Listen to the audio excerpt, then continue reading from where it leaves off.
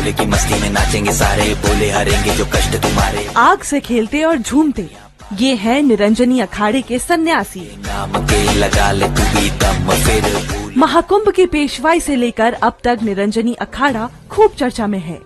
Apple के को founder Steve jobs की पत्नी लॉरेन पॉवेल महाकुंभ में आई तो निरंजनी अखाड़े में रहीं।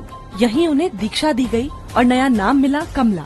बहुत से लोगों के मन में ये सवाल है कि आखिर निरंजनी अखाड़े में ऐसा क्या है जो लॉरेन को यहाँ खींच लाया। अखाड़ों की कहानी सीरीज के चौथे एपिसोड में जानते हैं पंचायती अखाड़ा श्री निरंजनी की पूरी कहानी। ये सबसे चर्चित अखाड़ा है जिसकी देश भर में संपत्ति लगभग 2000 करोड़ रुपए है। शैव परंपरा के इस अखाड़े में 10,000 से ज्यादा नागा सन्यासी हैं। तकरीबन 860 ईस्वी में बना हुआ है।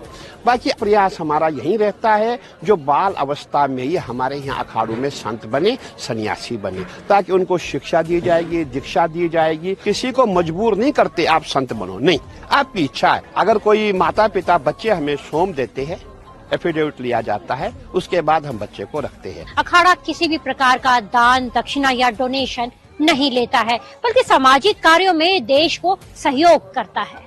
इस अखाड़े में बच्चों को इष्ट देव के नाम पर शिक्षा और दीक्षा दी जाती है। किसी व्यक्ति विशेष को हम गुरु नहीं मानते हैं और जो हमारे अखाड़े के इष्ट देव है वो गुरु निरंजन देव है। दीक्षा तभी हम देंगे जब हमें पूरा ये हम कॉन्फिडेंट हो जाएंगे कि भाई ये बिल्कुल अब हमारा है, हमारी संस्था का है, हमारा वफादार है, हमारा शिष्य बनने के लायक है। वो जो गुरु महाराज बैठे हैं उनके लिए समर्पित है। निरंजनी अखाड़े में स्थायी के साथ अस्थायी संन्यास की दीक्षा।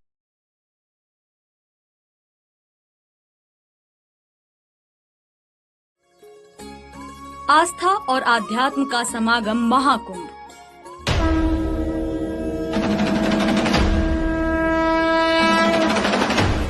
ड्रोन से देखिए 40 किलोमीटर में बसा ये शहर आसमान से कैसा दिखता है।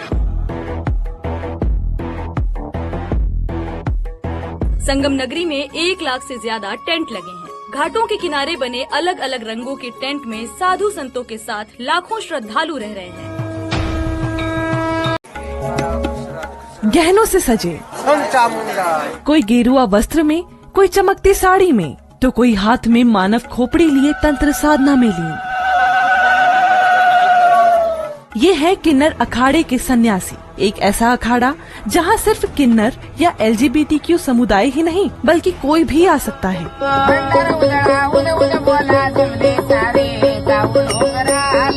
यहाँ कई संत ऐसे भी हैं जिन्होंने जेंडर चेंज करवाकर संन्यास की राह चुनी। अखाड़ों की कहानी सीरीज के इस एपिसोड में जानते हैं किन्नर अखाड़े की पूरी कहानी।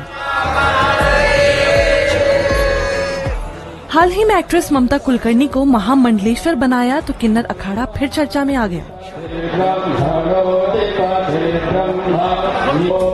आचार्य महामंडलेश्वर लक्ष्मी नारायण त्रिपाठी किन्नर अखाड़े के गठन के बारे में बताती हैं। सनातन धर्म में जो हमारा पोजीशन है वो पोजीशन वापस हमें मिले, हमने किन्नर अखाड़ा का गठन किया उज्जैनी में। तब जूना अखाड़े के साथ हमारा अनुबंध हुआ। किन्नर अखाड़ा शाही स्नान जूना अखाड़े के साथ करेगा। साधुओं ने समाज को ये दर्शाया कि किन्नर समाज से विमुख नहीं है, वो समाज का एक हिस्सा है। किन्नर अखाड़े की धर्म ध्वजा सफेद रंग की है जिसका किनारा सुनहरे रंग का होता है। ये धर्म ध्वजा भी जूना अखाड़े के साथ फहराई जाती है। जूना अखाड़ा एक सबसे बड़ा अखाड़ा है, पहला अखाड़ा है कि जिन्होंने हम सबको साथ लेके चलने का प्रण